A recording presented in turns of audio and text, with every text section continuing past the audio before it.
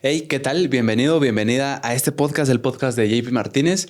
En este espacio me gusta mucho escuchar las historias y el conocimiento de personas, ya sea que sean especialistas o que vivan esa experiencia, que la hayan vivido, que nos puedan contar sobre sus historias. Y el día de hoy platiqué con Santiago, un joven, un chavo de 23 años que tiene esquizofrenia. Me platicó sobre si es posible llevar una vida normal, una vida cotidiana, como probablemente tú o yo la podríamos vivir. Las voces que oye, que en ocasiones le piden que atente contra su propia vida, cómo es vivir con ellas, cómo es controlarlas y también sus experiencias, muchas historias dentro de los hospitales y las clínicas psiquiátricas en las que estuvo y un sinfín de aprendizajes que yo personalmente me llevé y esperaría que tú también puedas aprender y que te resulte una plática nutritiva. Disfrútalo mucho. Y suscríbete y activa la campanita de notificaciones porque solo así YouTube te va a poder avisar cuando salgan semanalmente estos episodios de podcast. Disfrútalo mucho y gracias por picarle.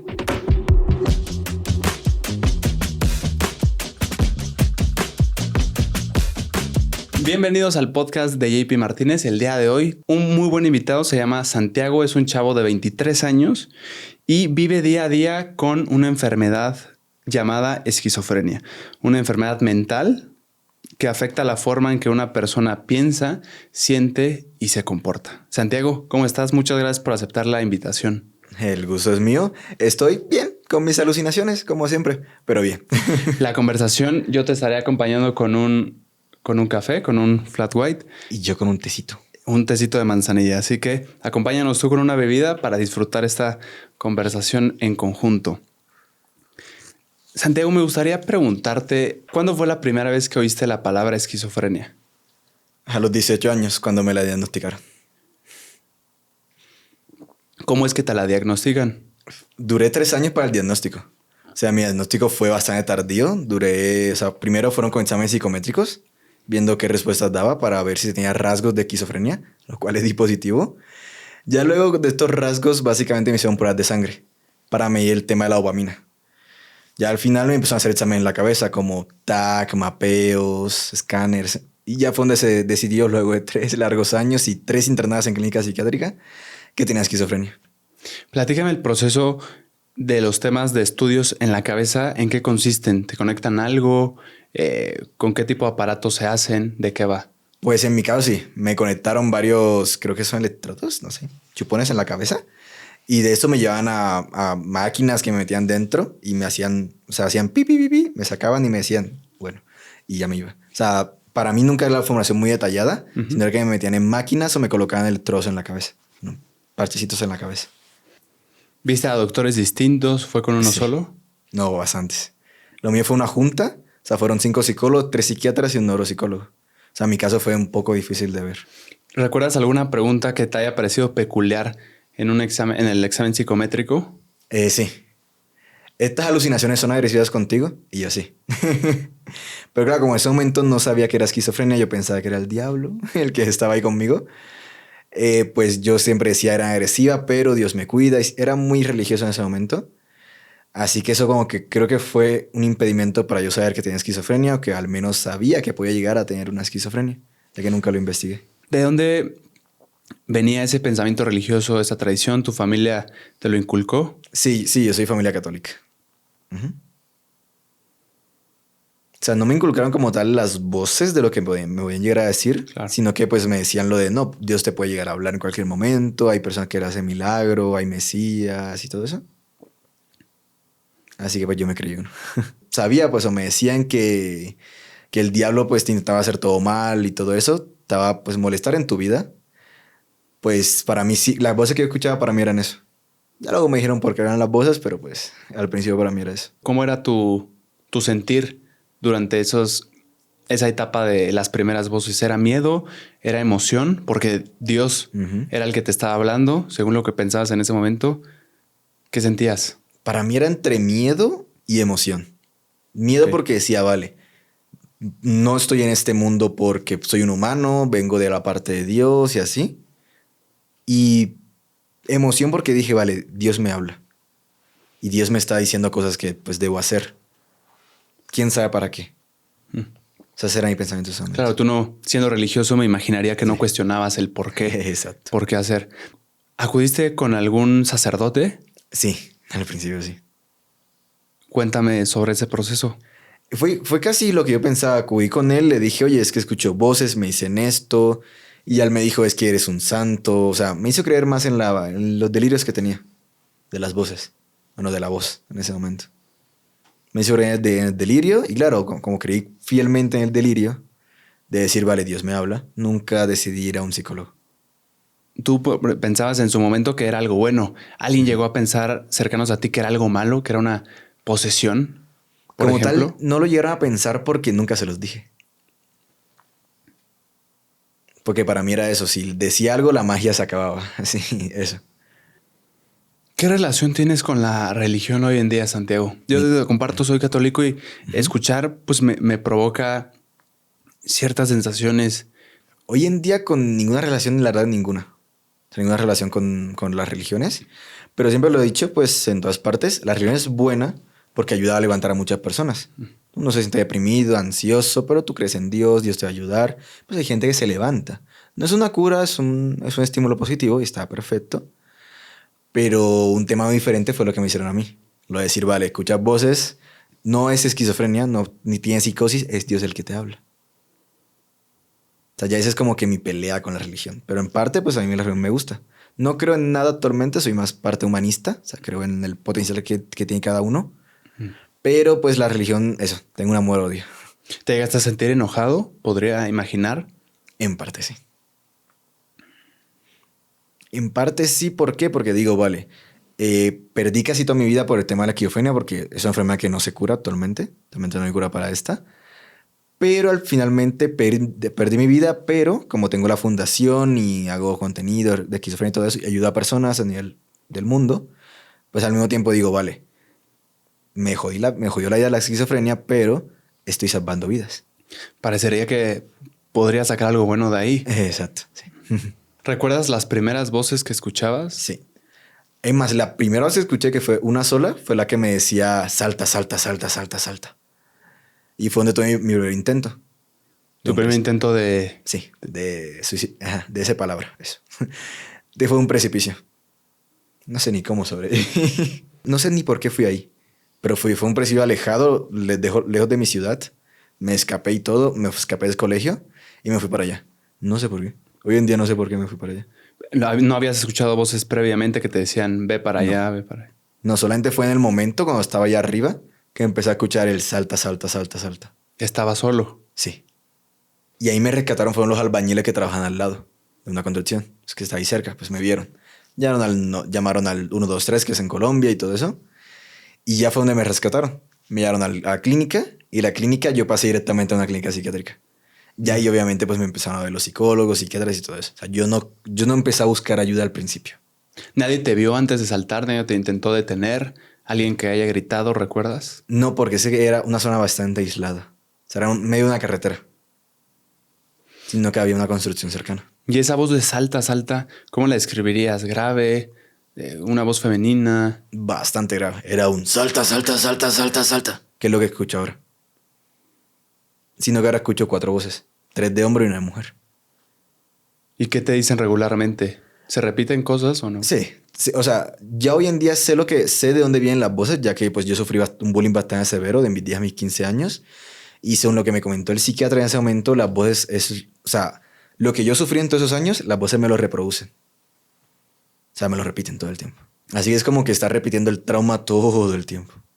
La primera vez que oíste esa voz, ¿qué te remitió? ¿Qué? La verdad, yo pensaba que Dios me estaba llamando. No sé para qué, no me acuerdo por qué, pero en mi pensamiento era Dios me está llamando.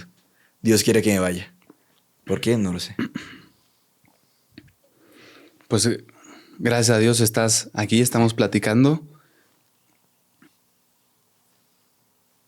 Estoy asimilando la información. Es que es una situación jodida. Es fuerte. Me habías platicado que desgraciadamente no solo tuviste un intento de desvivisión, sino tuviste 8, ¿es correcto? Sí, 8. ¿Fueron similares? O sea, ¿fueron voces las que te incitaron en todos? Siempre fueron voces. O sea, no fueron similares, cada uno fue diferente, pero siempre fueron voces. ¿Diferente en qué sentido? Por ejemplo, una vez que iba caminando una carretera, escuchaba el camión, camión, camión, lánzate, lánzate, lánzate. Pues también lo intenté así. Así fueron 2 veces. ¿Cuánto tiempo pudiste soportar en esa ocasión del camión las voces continuas antes de lanzarte al camión? Nada. A las 4 o 5 veces que me dijeron lánzate y me lo hacían súper rápido, me intenté lanzar. Sino que el camión se frenó. Por suerte. ¿Qué te dijo el conductor? ¿Qué haces? No sé qué. Y claro, ya en eso, no me acuerdo si no estoy mal, pasó un amigo mío y ya me agarró. Y ya dijo al conductor, no, oye, tiene esquizofrenia, tal, mira, está mal, no sé qué. Y ya otra vez internado. Mis mejores amigos hoy, que son los que han sido que hay siempre, son los que siempre han estado en todos mis intentos.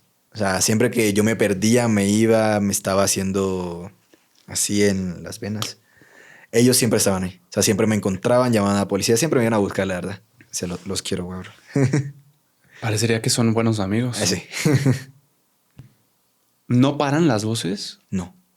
O sea, hasta que yo no hago la acción, no me dejan de hablar. Y las escucho tan fuerte las voces que no puedo escuchar a mi alrededor. O sea, por ejemplo, si usted me habla, cuando yo tengo las voces muy fuertes, yo a usted no lo escucho. No estás concentrado, claro. Ajá. Estoy con ellos solamente. Más que todo que las voces yo no las escucho en la cabeza. Mis voces yo las escucho de esta parte. Que aquí está número 3, que es una nubecita. Él está flotando. ¿Los nombras a las voces a las que oyes? Por ejemplo, a las voces no las nombro porque me dicen lo mismo y pues no les veo casi diferencia. Ok. A ellos sí los nombro más que todo. No es nada raro, es para que no se me olvide quién sea lo primero. Ya que las sombras sí fueron saliendo progresivamente. Primero salió número 1, luego 2, 3, luego 4, 5, 6, 7 y 8. Son sombras. Sí. O sea, es fácil diferenciar al número 4 de mí, por ejemplo, o de Víctor. Sí, porque son sombras. Muy Por eso es que se sencillo. me hace fácil diferenciar la realidad y lo que no es real. ¿Y las voces también? Es en parte. Parecería que con los casos en los que me has contado, parecería que, pues no sé, o sea, que te digan salta, salta, logras identificar, la voz es la voz. Hoy en día sí, antes no. Ok. Hoy en día sí, porque como ya sé sus acentos, sé cómo me hablan y claro, yo me dije a mí mismo, vale, no creo que alguien por la calle me diga salta al camión. Alguien desconocido que no me conozca, no creo que lo hagan, así que pues, lo que me dice salta son mis voces. O sea, llegué como que a esa lógica. La número 1 fue la de salta, salta. Sí. Bueno, número 1, voz número 1, sí. Y número 2, Número 2 es como una cabeza que veo en los computadores, pero tengo ya rato sin verlo. ¿Qué hace? Desaparece. De repente no la veo por meses y de repente una aparece. en las pantallas. Sí, es una cabeza. Ya número 3 es la que me habla. Es como una nubecita que está aquí en mi hombro izquierdo. Es la que como que más hace las voces, es ella. Ya número 4 es la persona esta. Número 5 es una chica que está en las ventanas. Es una cabeza que veo en las ventanas, no sé por qué. Por ejemplo, yo vivo en un segundo piso. Y aún así veo a una persona que me está mirando en las ventanas. Aunque nadie se pueda montar en esa ventana del segundo piso, pues ahí está. Incluso cuando íbamos a entrar por el departamento, en la ventana que está acá, ahí la vi. Ahí está el número 5. ¿Todas las considerarías negativas? Sí. ¿No hay alguna que ¿Positiva? parecería que es buena? Hay neutras, pero por lo demás, todas malas. Por lo que me describes, la nube parecería neutra. No, nube es mala. ¿Es mala? Sí, ella es la que más me habla. ¿Y qué te dice regularmente? O sea, ¿qué es lo que más repite? Que nunca será nadie. Claro, era lo que más me decían en su momento cuando me decían, no, tienes esquizofrenia. Claro, cuando tú tienes esquizofrenia y la persona que no estudian de psicología o al menos no leen un poquito, uno le dice, pues no, que tengo esquizofrenia. Claro, las personas dicen, bueno, ya tú no sirves para nada. Ya tú un psiquiátrico, ya. Normalmente se dice eso.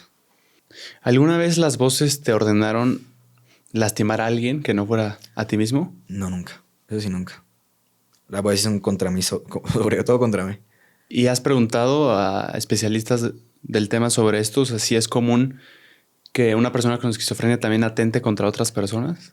Es bastante común. ¿Sí es común? Sí. O sea, no es tan común en ciertos sentidos, son los casos que más hacen comunes, pero la minoría de los esquizofrénicos son los violentos. La mayoría tenemos temor, tenemos miedo más que todo. La minoría son agresivos, pero sí. Más que todo, ¿por qué? Porque puede pasar tipo de que alguien puede estar en su habitación y de repente piense, nosotros diagnostican, y de repente piensen, es que mi familia me quiere hacer daño, es que estoy escuchando que están hablando mal de mí. Y claro, cuando la persona empieza a pensar eso, que la familia lo quiere atacar, le quiere hacer daño, él se busca defender y lo que está haciendo es atacando. Ok. Eso es lo que siempre yo he dicho, que un esquizofrénico en parte es violento y en parte no. En parte es que él se quiere defender de un posible ataque, que nunca va a pasar. ¿El bullying por qué lo sufriste? Ni idea. O sea, era mis 12, 13, 14 años. Sino que más que todo lo sufriera por cosas que yo hacía en el colegio, que yo perdía todas las asignaturas.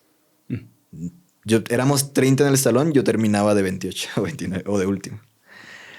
Y claro, ¿cuál es el tema? Obviamente, si terminaba de último, para todos era el que no sabe nada, el bobo, el tonto, etc. Y claro, entre profesores, alumnos, familia, era una bomba. ¿Por qué terminaba de último? Claro, terminaba de último, pero hoy en día tengo hasta diplomas de Olimpiadas de Matemática, ya que fui. O sea, perdía todo porque, pues, no sé ni qué quería demostrar, pero perdía todo. Pero al mismo tiempo nunca perdí un año ni nada por el estilo. Más salí a los 16 años de la institución. Eso es bachillerato. Sí, prepa que se llama acá. Ajá, exactamente. Cuéntame a quién acudiste antes de ir con un especialista, con un psiquiatra. ¿Qué remedios intentaste tomar? ¿A quién acudiste? ¿A quién pediste refugio? ¿Qué hiciste antes de que te diagnosticaran oficialmente con esquizofrenia? Antes del primer intento, a los 15 años, no le pedí ayuda a nadie. Como para mí era Dios el que me hablaba. Por una parte pensaba que si le decía a alguien más mi secreto, que hablaba con Dios, me iban a quitar a Dios. No lo sé por qué pensaba eso. Sí que nunca busqué ayuda. Al principio nunca busqué ayuda. O sea, como si la magia fuera a desaparecer. Exactamente. Si yo lo digo, pues va a dejar de suceder. Sí.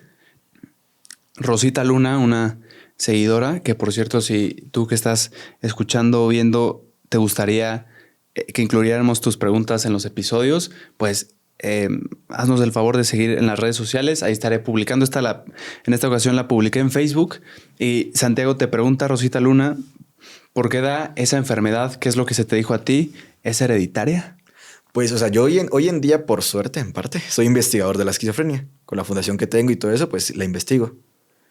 ¿Qué pasa? Por lo que yo he visto y lo que he visto en los últimos estudios así, en Google Science y en Naturals, que la esquizofrenia se puede dar actualmente por 4 posibles motivos. Parte hereditaria, evento postraumático, por alto consumo de sustancias alucinógenas y por un golpe físico en la cabeza, en el cráneo muy fuerte. Ah, ¿de verdad? Lo mío, por lo que me contaron, fue evento postraumático. O sea, de este bullying tan severo que yo sufrí, se basó en una psicosis leve, escuchando las voces, y esta psicosis, como nunca me la traté y viví en el delirio, se fue transformando en una esquizofrenia. O sea, te llegaron a decir ciertos médicos que se pudo haber controlado, o no sé si la palabra se ha curado. Intentaré mantener la conversación con mucha cautela porque tú eres una persona que tiene esta enfermedad, pero a niveles técnicos pues no sabría qué tanto podríamos profundizar. Así que si te hago una pregunta muy técnica, tú siéntete con la libertad de decir, eso sí no sé, se lo tendríamos que preguntar a un psiquiatra o un especialista. Entonces, eso fue lo que se te dijo en el análisis, que había sido posiblemente por un evento postraumático. Y referente a lo que me comentó antes, sí se hubiese podido, curar en parte, se hubiera podido evitar que hubiese desarrollado esquizofrenia. O sea, si en un momento no hubiesen dicho que eran Dios hablándome, si no hubiesen llevado al psicólogo o al psiquiatra o me hubiesen medicado directamente, se hubiese podido llegado a intervenir el caso. Incluso hoy otra vez me retiraron los exámenes. Bueno, hace ya unos meses me retiraron los exámenes. Para los que sepan, me hicieron el Mimesota. Salí con 62 puntos de esquizofrenia. El límite son 70. Salí muy esquizofrénico. Este examen Minnesota consiste en las 3 partes que me comentabas sobre estudios de sangre, psicométricos y... se me escapa uno. ¿La cabeza? Ajá, exacto, el de la cabeza. ¿O es solo un test? Es un test. De papel. Pero claro, es un test de 565 preguntas. Ahí se saca todo. Hasta si mientes en el test se puede llegar a sacar. ¿Ah, sí? Si tienes posible trastorno narcisista, TLP, depresión, ansiedad, hipocondría. Se saca todo. ¿Cómo describen tus familiares su propia experiencia, incluso con tu novia? ¿Cómo es vivir con una persona con esquizofrenia? ¿Qué es lo que te cuentan, Santiago? Pues mi familia poco, ya que ellos hasta el día de hoy no creen que tengo esquizofrenia. ¿A día de hoy no? No creen, son muy religiosos. ¿Qué dicen al respecto? Que no tengo nada. Que las cosas que veo y eso son cosas que inventé. Y yo, bueno, ¿y los exámenes entonces? Y mi pareja por suerte hoy en día mi esposa, te amo mi amor, ella es psicóloga clínica. Ella tiene varias maestrías en psicología y todo. Ella por suerte cuando nos conocimos, ella me conoció por mis redes, o sea, directo. Así ya me conoció, pues conoció, supo que soy esquizofrénico y dijo, pues sí, me enamoré. O sea, como ya hice hoy, yo me enamoré de Santi, no de la esquizofrenia. Claro, yo tengo eso muy en mi vida, a veces muy dividido. Pues yo soy Santiago y me dio esquizofrenia, más no soy esquizofrenia. No eres tu enfermedad. Exactamente, no soy mi enfermedad. O sea, es mi frase, la de estar mal no está mal. Aunque tenga esquizofrenia, soy un buen papá. Muchas veces me han preguntado el tema de, que es una pregunta medio morbosa. Ok. ¿Cómo son tus intimidades con esquizofrenia? O sea, pero sin las manos. Es curioso. La relación sexual. Sí. Es curioso. A ver. Número 4 está en el acto. Ellos siguen ahí. O sea, cuando estoy ahí siguen ahí. Al principio fue muy cabrón acostumbrarme. Pues claro, yo estaba en el hotel con la persona que era en ese momento. Y claro, era como que, vale, estamos tú y yo, chica y hombre, pero hay otras 3 personas aquí que no existen en verdad. Era muy cabrón. Hoy en día ya lo veo como si estuviera grabando una película, una película P, para adultos, y que ellos son los camarógrafos, pero en realidad no existen. Ya esa es mi mente, cuando estoy en el acto. Lo justificas de esa forma. Sí, güey, claro, es jodido. ¿Pero oyes voces en el momento? Sí. Oigo voces. Incluso una vez sentí un empujón cuando estaba en el acto. Y le dije a mi esposa, me empujaron, güey. Y me dijo, no mames. Y yo, sí, güey. Pues es que tiene todo el sentido. ¿Por qué pararían? O sea, ¿Sí? Si no respetan tu vida cotidiana, no creería que respeten Sí, el acto. ese ámbito de tu vida. Sí, es curioso. Es que, no sé, siempre he dicho que es muy curioso tener el acto con personas que te están mirando, pero que en realidad no existen. Es curioso. ¿Recuerdas en tus primeras experiencias, tus primeras voces que tuviste, que oías las reacciones de personas cercanas a ti? O sea, al no entender lo que te decían, se desesperaban, se preocupaban. ¿Cuáles eran las reacciones? Se esperaban bastante más que todo, y eso es algo cabrón. Yo también tengo un familiar con esquizofrenia. Ok. Pero sí, él es muy agresivo. Y en parte llego a entender por qué mi familia nunca como que aceptó el tema de que yo tuviera esquizofrenia. Pero claro, su miedo cuál era, que yo terminara como ese familiar. Mejor negarlo. Sí, viviendo en casa de mis abuelos todavía, no trabajando, no siendo nadie. Un fantasma. Pero siendo agresivo. Que si tú le decías algo te podía llegar a pegar, etc. ¿Los doctores te dijeron algo sobre una predisposición, herencia? Sí, esa era la primera posibilidad que estaba dando. Ya luego lo descartaron por la parte de todo el trauma que viví, todos los sucesos, ya luego lo fueron descartando. Si no quieres responder, está bien, Santiago, porque no quiero meterme en tu intimidad, pero tu relación con tu familia, porque me comentaste hace un rato que no reconocen que tengas esta enfermedad. ¿Cómo es? ¿Es lejana? ¿Es cercana? Es meramente lejana. De repente nos hablamos, cualquier pregunta es válida. A mí me gusta responder, claro. Al final es ser un libro abierto para las personas que no ven libros abiertos y necesitan esa escritura. Es lejana. Es lejana, pero es buena. A veces nos hablamos en videollamada. Hola, ¿cómo estás? Hola, bien, ¿y tú? Está bien, pero nunca se menciona el tema de la esquizofrenia. Evitan en pro de la convivencia. Exactamente. No los ves regularmente.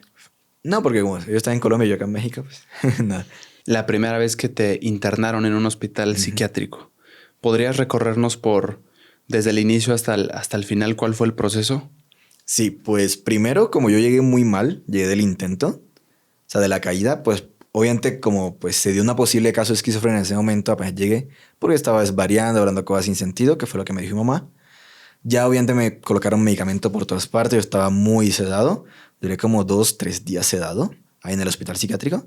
Ya luego sí me desperté, estuve normal, iba al televisor, como era el único esquizofrénico pacífico en ese centro psiquiátrico, no era agresivo, pues me metieron con las de ansiedad y depresión y trastorno de personalidad.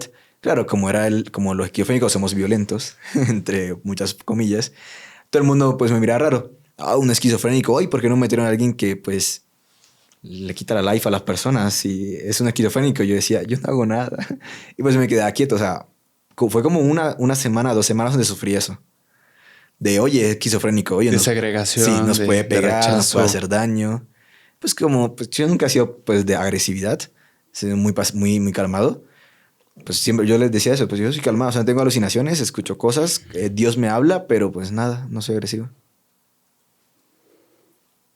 O sea, para mí siempre era eso. Ya luego, después, cuando ya me aceptaron, ya lo ves, me conocieron, me aceptaron mejor, estuve mejor hablando con ellos, platicando.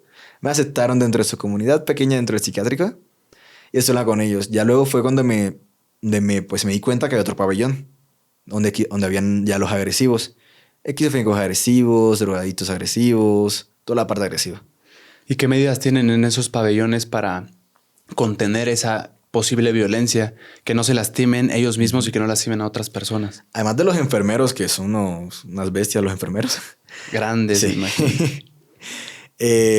Las puertas. O sea, las puertas de los agresivos siempre están cerradas. Ellos salen de su habitación a no ser que sean a comer o a jugar. Y siempre hay enfermeros. Y generalmente siempre hay agresivos amarrados a las camas. Con vendajes aquí en las muñecas y en los tobillos agarrados. Para que no puedan hacer nada.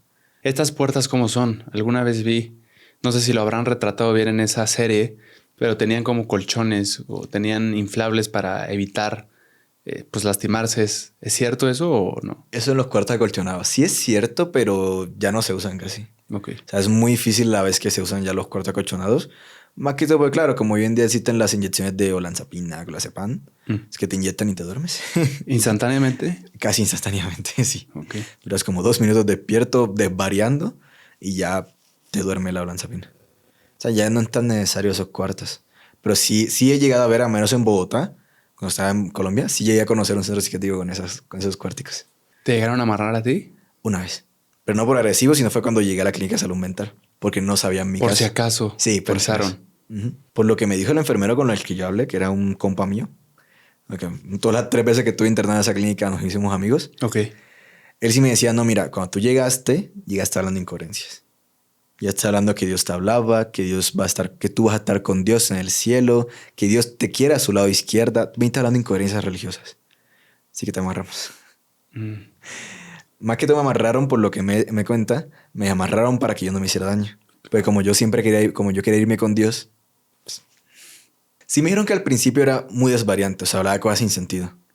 De repente, eso sí, me quedó mucho, que es que a veces hablo mal por eso, que me quedó un lenguaje desorganizado. O sea, como así que de repente tú me preguntabas, oye, ¿qué comiste hoy? Y yo te decía, el cielo es azul, Dios me quiere allá arriba con él. Hablaba eso, desvariante totalmente. Eso era mis primeros días y mi primer mes en el psiquiátrico. Hablaba muchas desvariaciones. Ya luego fui mejorando ese tema y hoy en día que lo manejo, pero a veces hablo muy mal. Si tuvieras que escribirle la enfermedad de esquizofrenia a una persona que nunca la haya oído en su vida, ¿cómo podrías hacer esa imagen mental? ¿Cómo se vive? ¿Qué es lo que se ve? ¿Qué es lo que se siente? Realmente le diría, tus traumas, sácalo a la vida real. Eso. O sea, por ejemplo, porque las voces que yo escucho son voces referentes al bullying que me hacían. Las sombras que yo veo, que aquí está el número 4 enfrente, son personas que me han hecho traumas en un pasado. ¿Ves un número 4? No, o sea, es una persona que yo le digo número 4, pero es una persona que está aquí. Hola. ¿Y cómo es? Es una persona, mide como 2 metros 10 por ahí, es bien alto. ¿Y tú lo considerarías bueno o...? Muy malo. Es muy malo. Sí, bastante. Él es el que me empuja a veces, se me llega a golpear. A veces siento golpes o empujones de parte de él. O sea, pero muy, muy real los empujones o golpes. O sea, al grado de que te... Me mueven, sí. Incluso una vez que estaba durmiendo con mi pareja, ella sí me dijo, Santi, en la noche sentí que la pierna se te movió y el músculo se te contrayó. Se te contrajo el músculo. ¿Cómo crees? Y yo dije, sí, es que me desperté, es que me golpearon. Me golpeó el número 4. Le dijo, chingón. Y yo, sí, güey. O sea, ahí se dio cuenta que los golpes que siento y los empujones, mi cuerpo los produce. No sé por qué. Al oírte hablar parecería, Santiago, que ya lo tienes normalizado. Es algo tan habitual que parecería que ya es del día a día. Sí. ¿Regularmente te sigue provocando alguna sensación de miedo o ya no hay nada nuevo que suceda? A veces se me provoca miedo. Más que todo porque, claro, como yo vivo solo, vivo en mi departamento. Más que todo que estoy esperando a mudarme con mi pareja. A veces me llega a producir miedo. Pero claro, vivo solo. Así claro, yo me levanto a pasear algo en la madrugada y claro, me levanto medio ojo y veo a 2 personas, 3 personas en mi habitación. Y es como que, chinga, o me van a robar o son mis alucinaciones. Hasta que ya me levanto y los veo bien. Chinga, mira el número 4. Vale, cabrón. ¿Hablas con ellos regularmente? vivo solo. Así que sí. Nunca me responden, pero pues a veces les hablo, ¿no? Así como, vivo solo al final del día, pues para no aburrirme. Pues les hablo tipo, hey, número 4, ¿qué vamos a comer hoy? Y me respondo a mí mismo, una Maruchan, ¿cierto? Te gustan, cabrón. Y pues me hago una Maruchan. Cuando te llegan a decir algo, ¿qué te dicen? Imbécil, idiota. Insultos. Es lo que más me dice. Eso es lo que te decían. En el colegio. O sea, me repiten el trauma. ¿Cuánto tiempo has vivido con tratamiento, con acompañamiento? Con tratamiento, 3 años apenas. Porque yo hoy en día no estoy medicado. Llevo ya 6 años sin medicamentos. 6 años. Sí, ya que mi tratamiento se llama experimental o investigativo. O sea, experimentan conmigo, básicamente. Si no es con medicina, ¿cómo logran manejar la enfermedad? Ese es el tema. O sea, conmigo están aprendiendo a manejarla. ¿Con qué acciones? Con técnicas. O sea, técnicas de, por ejemplo, la EPF, que es la técnica llamada egocentrismo propio a futuro, en donde yo mismo me hago mismo egocéntrico, pero hice propio. O sea, yo soy egocéntrico, pero contra mí mismo. O sea, soy el mejor. ¿Que quién? Que Santiago de ayer. Soy el mejor que el Santiago de hace unas horas. Tengo que estarme repitiendo eso todo el tiempo. Ya hoy en día es más automático, Ah, wow. pero eso es propio a futuro. EPF. EPF. Y a futuro es porque, claro, por ejemplo, yo estudio solo, soy autodidacta, esa es la parte a futuro. Yo soy mejor que el Santiago de ayer si estudio hoy. Es a cada rato eso repitiéndome. Y así como voy llegando a esa estabilidad. ¿Hay alguna habilidad que hayas desarrollado que se la adjudiques a la enfermedad? Mi empatía. El hecho de saber que, vale, yo sufrí un huevo, sufrí bastante con la enfermedad al principio. Hoy en día sigo. Es decir, claro, si yo ya sufrí y hoy en día se está investigando con el tema de las técnicas para llevar medicamentos y técnicas, pero que sea más controlado, que lo han probado muchos pacientes y ya salió muy bien, pues ese es el tema. De decir, vale, si yo ya pasé por lo malo, porque los demás tienen que pasarlo. Yo ya pasé por ahí, ya vencí en parte eso. ¿Cuánto tiempo estuviste internado esa primera ocasión en el hospital psiquiátrico? 1 mes. Yo todas las veces salí por buen comportamiento. ¿Cómo es el trato dentro? Depende de la clínica. Depende mucho de la clínica. O sea, donde yo estuve internado 3 veces en la misma clínica, fue un trato excelente. O sea, los médicos jugaban con nosotros, los médicos jugaban básquetbol, mira. fútbol, nos ayudaban a cocinar, a hacer manualidades. O sea, eran muy buenos enfermeros, la verdad, ¿para qué? O sea, muy bien. Y en la que estuve, la última vez que estuve, que fue en Bogotá, también excelente los médicos. O sea, por suerte me han tocado clínicas buenas. ¿No has tenido alguna mala experiencia? No, solamente con otros pacientes. ¿En qué sentido? Fue con un esquizofrénico agresivo, que casi me doy golpe con él.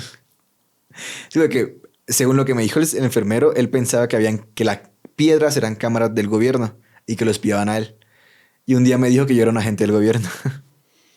Y claro, me quería pegar. Y yo con ese momento estaba con las pastillas y todo eso, también dije, pégame que no sé qué. Y también, te va a pegar. Y así.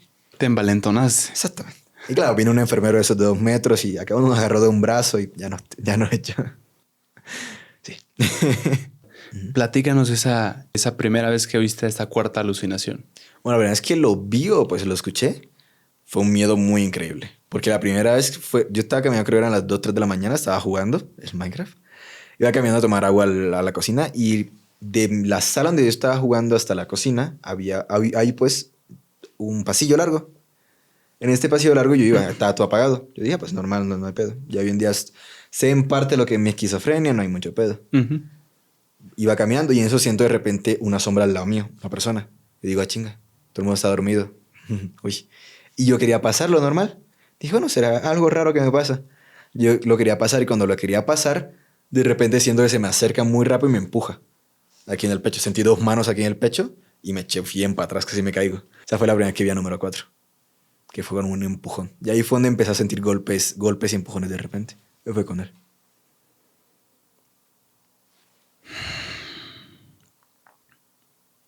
¿Le preguntaste a algún doctor si era propio de la esquizofrenia estas sensaciones físicas, o sea, empujones, golpes? Sí, es cotidiano, la verdad. Normalmente sí me contó que a veces se sienten son olores, que aún no he sentido yo olores, no sé si en un futuro lo sienta, pero hoy en día no siento olores. Son olores o degustativas. O sea, de repente sentir que tú tienes como que pollo en la boca o estás comiendo algo, veneno, alguna cosa, por los traumas, pero no estás comiendo nada. Y lo otro de repente, que normalmente se ve con las místicas, con creer en Dios y todo eso, Delirios místicos se ve más que todo en eso, que es de repente que te llega un olor a incienso, mirra, ese tipo de cosas que se ven en las iglesias. Sí. Esas son las olfativas. Yo tengo son las visuales, auditivas y de tacto. O sea, tengo 3. Me faltan 2. Pero no tendrías por qué tener las otras 2 eventualmente. En principio no. En principio no. En principio no. Pero como al final la esquizofrenia es crónica y yo no llevo medicamento por la prueba, pues, o sea, como fue, por eso fue que le comenté que mis alucinaciones tienen números, porque fueron saliendo. O sea, número 1 salió primero, número 4 después, así. Primero fueron las auditivas, luego fueron visuales y ya por último son las, son las de tacto. Pero como tengo medicación, mi tratamiento es diferente, no se sabe hoy en día, ni siquiera el neuropsicólogo que me lleva, no sabe si pueden salir más. O sea, es un, quién sabe. El día que salga alguna lo aviso. ¿Qué hay sobre los delirios de persecución? ¿Los llegaste a tener? Sí, los tengo actualmente. Por ejemplo, de repente, bueno, me pasa muy seguido que de repente voy caminando y siento que alguien viene detrás de mí corriendo. Claro, como hoy en día sé en parte son delirios de persecución, yo enseguida pues me volteo y miro. Vale, no hay nadie y sigo mi camino. O sea, yo hoy en día lo que hago es que enfrento mis delirios y enfrento mis alucinaciones. Me escribiste a tu compañero que pensaba que lo estaba espiando el gobierno. Sí. ¿A ti también has tenido pensamientos de que alguien te podría estar vigilando, que te podría estar queriendo hacer daño? Antes sí. ¿Cómo era? ¿Qué pensabas? Que había gente que me estaba espiando afuera de mi puerta. Siempre pensaba eso. Antes, hace bastante rato. Siempre pensaba que había personas afuera de la ventana, afuera de la puerta, afuera de la casa, y pues allá en Colombia. Siempre pensaba que había personas afuera. Por eso que yo me dormía muy tarde. Cuidándote. Sí. ¿Y le diste tú una razón de por qué te podrían estar vigilando? O sea, ¿desarrollaste como una conspiración o una teoría como la de tu compañero? Sí. La mía era porque me estaban vigilando, porque como hablaba con Dios, yo era el puente hacia Dios, Ah, ok. que la humanidad quería, Entonces, ¿quién te vigilaba? el gobierno, para sacarme la información y el contacto hacia Dios. Y por ejemplo, ese pensamiento se trasladaba a tu vida cotidiana, por ejemplo, yendo a una oficina de gobierno y decir, estos son los malvados, Sí, a veces. o un policía o algo. A veces. Y llegaste a actuar No, con nunca. base en eso. Por o sea, miedo. Nunca lo llegué a actuar. No, porque claro, yo decía, vale, si actúo, ellos me están vigilando, pero si yo no hago nada y me hago el tonto con ellos, ellos van a creer que yo no hablo con Dios, pero en realidad yo hablo con Dios. Y si actúo contra ellos, ellos van a saber que yo tengo el contacto con Dios. O sea, para mí era eso. entonces los veías como un enemigo que valdría la pena mantener en silencio. Exactamente, para que no descubrieran que hablo con Dios. Hoy en día me río porque, bueno, ¿para qué llorar ya? Son experiencias al final del día. Hace poco platicaba con un psiquiatra, Santiago, y me decía que no son casos difusos los que tienen enfermedades mentales como que se unen con otras, con la depresión, con la ansiedad, como que parecería que a veces van de la mano. Sí, ¿Es tu caso también? sí. Se llaman como comorbilidades, Ok. que dicen que son esposos. La depresión y la ansiedad son marido y mujer. Esas sí son de repente marido y mujer. Lo que es con la esquizofrenia es la epilepsia o las convulsiones. Ujú. A mí por suerte no me tocó. A mí me tocó mi esquizofrenia sola, bueno, la paranoide, que es la que tengo, con trastorno mixto de ansiedad y depresión. Que si la ansiedad y depresión van juntas. Así. O la que fue me tocó sola, en parte. Te haré una pregunta que viene de la audiencia. Ujú. Bueno, esta pregunta Alex Daza, ¿qué tipo de fantasías o alucinaciones son frecuentes en una persona con esquizofrenia? Ya nos platicaste. Es que depende mucho. Es que depende mucho del trauma. Por ejemplo, tenía otro compañero en la clínica de salud mental. Este sí fue como la segunda vez que lo conocí. No sé si tiene esquizofrenia, no la sé la verdad. O una depresión psicótica, que también se alucina. Pero él decía que todo era dulce. O sea, para él un árbol él lo mordía. Porque para él era un dulce. Caray. Él no tenía dentadura. Él tenía la ansia Por desgaste. por morder todo, sí. Porque para él todo era dulces. Mordía piedras, mordía el suelo, las cucharas, todo. Qué peculiar está eso. Nunca lo había oído. Es que depende del tipo de esquizofrenia o sea, depende más que todo del trauma, las alucinaciones. Ahora que eres parte de la fundación, Ujú. ¿hay estadísticas al respecto? ¿Se sabe cuántas personas tienen esta enfermedad de la esquizofrenia? Hoy en día se sabe que es el 1% de la población clínica. O sea, somos como 40 millones. Población clínica es personas que sufren de Sí. una... De alguna enfermedad psiquiátrica o psicológica. el 1%. Somos Eso se traduce a 40 millones en todo el mundo. 35, 40 millones, sí. Somos poquitos. ¿Qué tantos avances tecnológicos ves que hay? Muchos. Sí, muchos, la verdad. Demasiados. Al menos demasiados. Cura no hay por el momento, pero pues al menos tratamiento ya hay muchísimo. El caso más famoso y el que más sabe por su tratamiento es el de John Nash. El de la película famosa, la de Una mente brillante. Ok.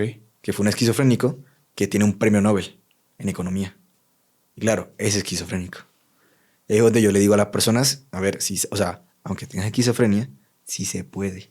O sea, si él lo pudo hacer, ¿tú por qué no puedes? Obviamente, medícate, ¿no? Pero si él pudo decir, vale, la enfermedad es la enfermedad y yo soy yo, ¿por qué no puedes? Es difícil, obviamente, Claro. pero que se puede, pues se puede.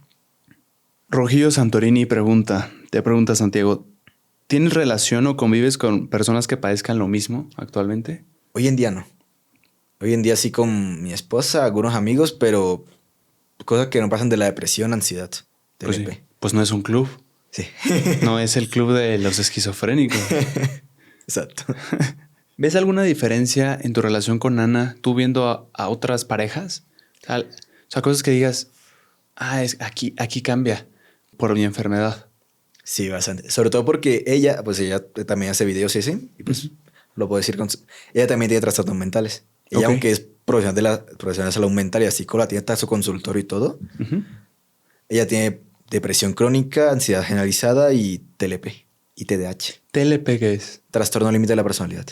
Siempre estás al límite de quién eres. O muy enojada, o muy triste, Ok. o muy eufórica. Ella sí toma medicamento. Pero claro, ya está estable. O sea, ella también dice, aunque yo tenga todo esto, yo hoy en día soy profesional. Hoy en día yo ayudo a otras personas a salir de sus crisis. Como ella es psicóloga. Mm. Claro, ella también hace ese ejemplo de, vale, yo tengo esto, pero también soy persona. Soy Ana. ¿Cuál es el mayor reto por el que te enfrentas en la sociedad teniendo esquizofrenia? Fua. La gente que no entiende la enfermedad. Que piensa que todos somos, o como las películas, los asesinos seriales. Mm. O el por qué no me dan trabajo en muchas empresas. Vas a pegarle a alguien dentro de la empresa. Y yo, wow. Y pues por eso sí, soy independiente, pero ese es el tema. La desinformación. ¿Te han corrido de algún trabajo por tener esquizofrenia? Varias veces. Varias veces. ¿Y qué es lo que te dicen? ¿Cuál Que es no la puede- justificación del despido? Que no pueden mantenerme más porque tengo problemas en salud mental. Y puedo ser muy... ¿Un riesgo? Sí, un riesgo. Y yo, chinga. ¿A quién he matado? Pero ¿has llegado a atentar contra otra persona o No. O sea, yo no soy agresivo, pero contra mí. No contra nadie más. y te sucedió en el trabajo? Nunca. Es que nunca. Entonces, ¿cómo se dieron cuenta? Por la discapacidad que tengo. Y cuando me iban a meter un seguro social en el trabajo, sale que soy discapacitado.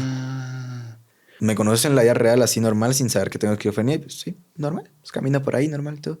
Si en esta conversación no hubieras mencionado a las voces y saludarlas y darles té, yo Sí. pensaría que no No tengo tienes, alucinaciones. no tienes esquizofrenia.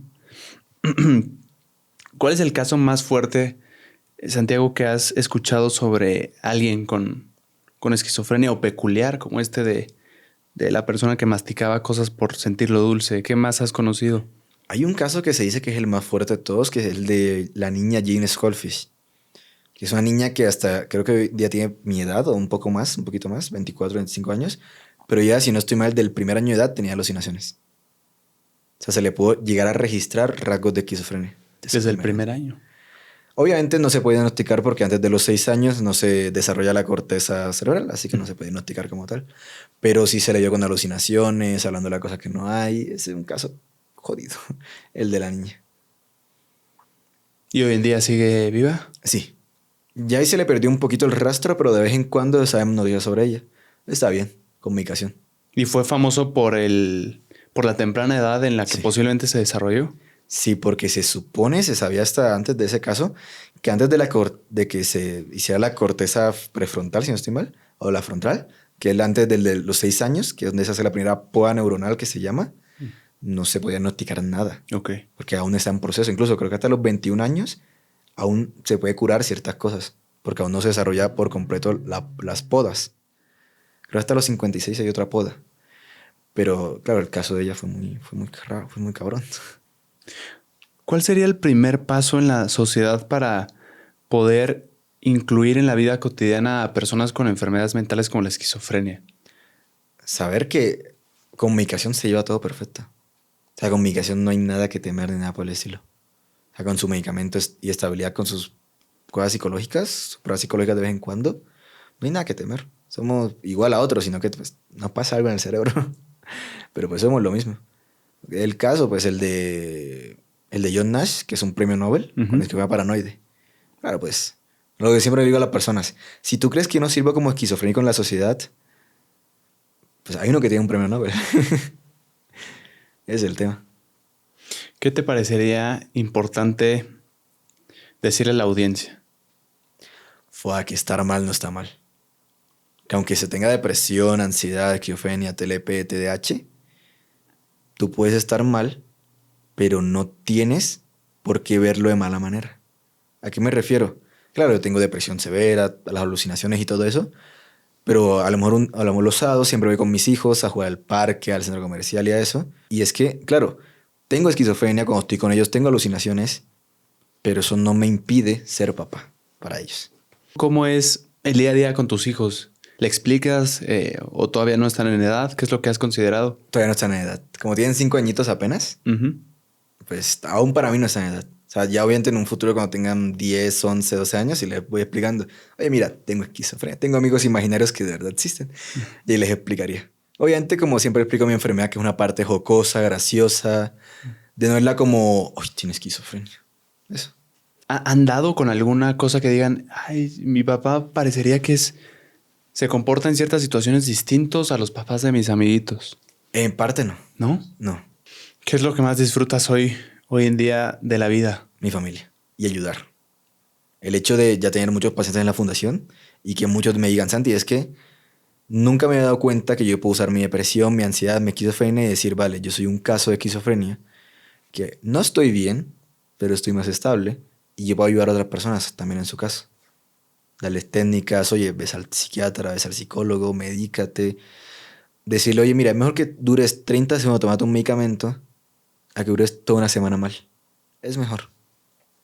Pues te agradezco mucho, Santiago. Santiago es creador de contenido y habla sobre su enfermedad y sobre los temas que derivan de esta en redes sociales. ¿Cómo te pueden encontrar? En casi todas partes, YouTube, TikTok y eso, me encuentran como Santiago-sombras. ¿Y qué pueden ver? Yo hablando de esquizofrenia por una manera jocosa. Ok. A veces con chistes muy negros, muy ácidos. Y de repente ya de manera más seria. O sea, obviamente, pues como siempre he dicho, hay puntos y puntos. Así que como puedo hablar de mi esquizofrenia en la parte de, oye, mira, es que se sufre bastante con esto, tal y esto. También de repente puedo echar chistes muy negros y reírme mucho de la esquizofrenia. Pero claro, siendo sinceros, me ría o no me ría de mi enfermedad, igualmente me voy a morir por mi enfermedad. Así que no define nada el que me ría o no me ría de ella. Mejor reírme, al menos me muero feliz. Hacerla más llevadera, ¿no? Sí. Pues muchas gracias. Lo disfruté y aprendí mucho, Santiago. Te lo agradezco. Un gustazo también estando por acá. Cuídense, si no, número 4 los vaya a visitar. Suscríbanse, comenten cómo les pareció el episodio. Es importante que activen la campanita de notificaciones después de suscribirse para que pues YouTube les lance una notificación cuando esté el nuevo episodio. Si es que les gustó y querrían ver más. Que estén muy bien, cuídense y gracias por escuchar. Bye.